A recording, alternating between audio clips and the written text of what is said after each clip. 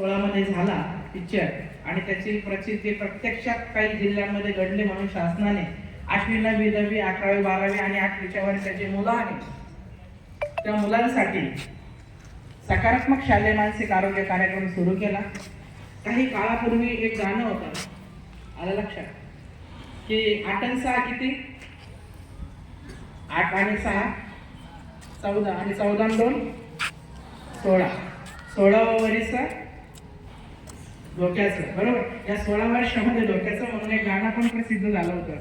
मी ह्या वयामध्ये त्या काळामध्ये त्रास व्हायचा पण आता 8 आणि 6 किती 14 त्याचं 2 वर्ष अजून अलीकडे आलेत नाही म्हणून 8वी पासून याच्यामध्ये या गोष्टी होतात. आमच्याकडे जेव्हा मुलं येतात त्यावेळेस वेगवेगळ्या कारणावरून आता इथे जवळपास 1000-1100 मुलं आहेत. त्याच्यातले काही मुलं रुसून आले असतील बघा.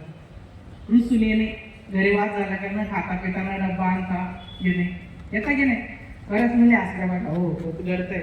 वाढदिवसाच्या बाबतीत सुद्धा छोट्या छोट्या गोष्टी सांगणार आहेत मी तुम्हाला. म्हणून रुसून येणं हा एक मानसिक आजार आहे. कोणाशी न बोलणं हा एक मानसिक आजार आहे. फोनवर जास्त बोलणं हा एक मानसिक आजार आहे.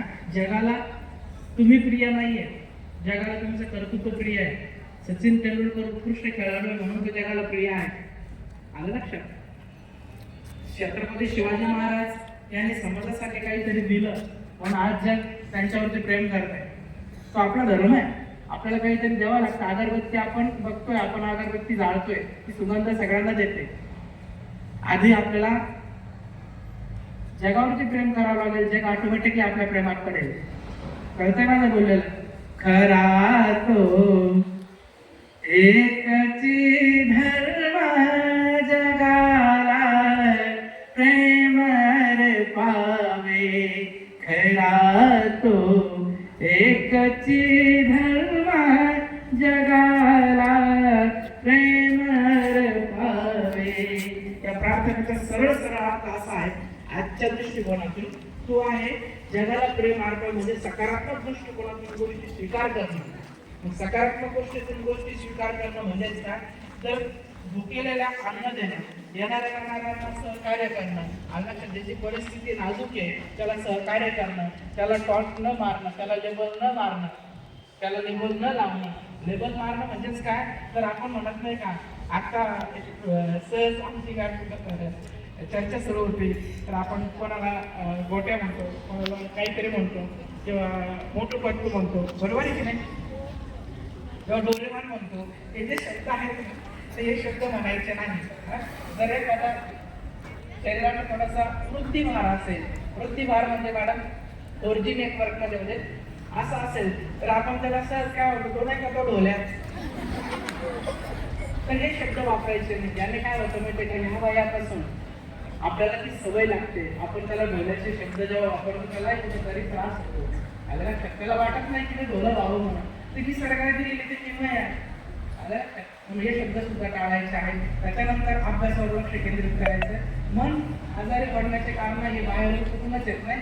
आपल्यामध्ये ते मन आजारी पडण्याचे कारण जे आहे ते आपल्याला आपल्या जवळच असतात. आपण नको त्या गोष्टीवरती चिडचिड करतो, राग आळस टेन्शन या गोष्टी करत असतो. आलं लक्षात. आणि अभ्यासावर लक्ष केंद्रित करत नाही. मॅडम अतिशय किंवा सर अतिशय जीव तोडून तुम्हाला शिकवतात वर्गामध्ये पण आपण त्या ठिकाणी लक्ष केंद्रित न केल्यामुळे आपल्याला येणाऱ्या परीक्षेला ताणाला सामोरं जावं लागतं. येणारा रिझल्ट सुद्धा सकारात्मक नाही येतात, तो नकारात्मक आला पाहिजे. इथं लक्ष द्या मुलांना. कुठली गोष्ट ही सकारात्मक दृष्टिकोनातून आपण बघितली पाहिजे.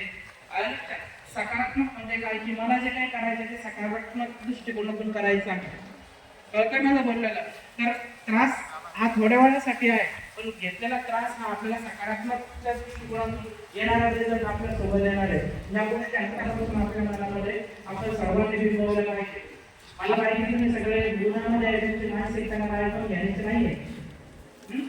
कारण तुम्हाला पण बोर होत आहे. कारण सीझन पण बोराचा सुरू झालेला आहे बरोबर का चूक.